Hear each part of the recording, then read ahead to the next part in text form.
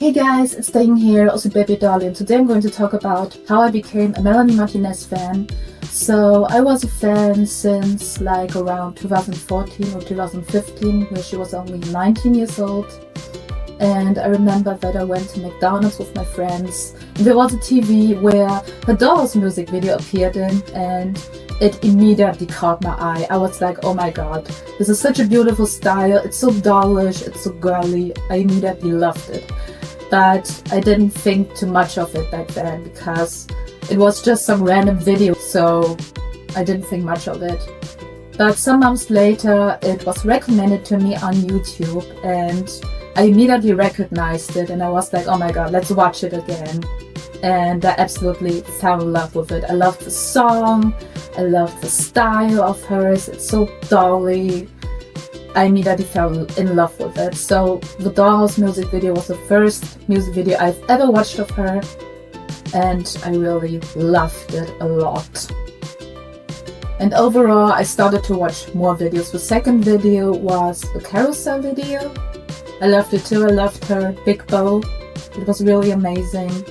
And the third one was definitely Pity Party. I loved it too. I loved the toys, the style, the aesthetic. I immediately fell in love with the aesthetic. I loved how it was so childish, so girly, so dolly. I loved her style. I loved it so much. That was also the time when I fell in love with vintage toys, because she owned a lot back then. Like back when she had that sweet Lolita, childish, babyish style. I really loved it. The Crybaby era was everything to me, and it is still my favorite era and also my favorite style of hers. It still is. It's my favorite one because it's very childish and I loved it. And yeah, this is also the time where I got into like baby bottles and pacifiers and stuff, because I just love it when it's very childish and everything, and I kind of stole that style because I just loved it so much. I recreated her pictures that she posted on Instagram with a lollipop. That's how it developed over the years, and I also really loved the music. I loved all of the music videos, all of it, all the Crybaby music videos, and eventually I started to follow her and bought her albums, listened to her songs, and just started following her work. And I really love all the songs of hers. I really love her voice. It's very special. Like, it's really unique. You can really tell it apart from all the other voices because it sounds very special. You can just tell that it's her.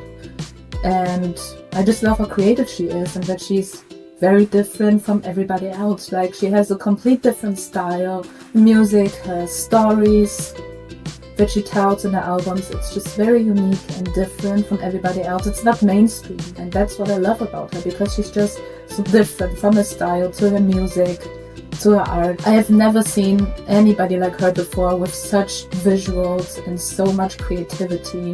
What I admire about her is just that she is not afraid to be different from others, because there are a lot of singers who pretty much make music that sounds very similar topics, similar style, and she's just completely different. And I kind of also got inspired by his style. I kind of copied his style a bit. There are definitely some songs that I can also relate to, for example Crybaby, because I also used to be a crybaby. When I was little, I used to cry a lot over everything. I cried so much that everything became blurry. That's how bad it was, that's how bad I cried. So I can really relate to Crybaby or to Fire Drill, for example. Because in Fire Drill she talks about being different from others and being bullied because of it, and that also went through the exact same thing. I got bullied because I was different. Because I didn't dress like everybody else, I didn't act like everybody else. So I got bullied for that, and that's why I can relate to that song so much, because it's something that I had to went through too. And yeah, so I can relate to that a lot.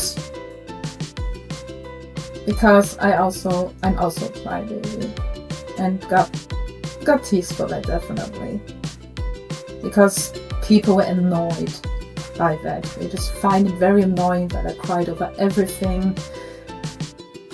Yes, because I was so emotional. So last but not least, I have 2 questions for you guys. So the first one is, are you a Melanie Martinez fan? And the second one is, how did you become a Melanie Martinez fan? Please let me know in the comments down below. I really want to hear stories.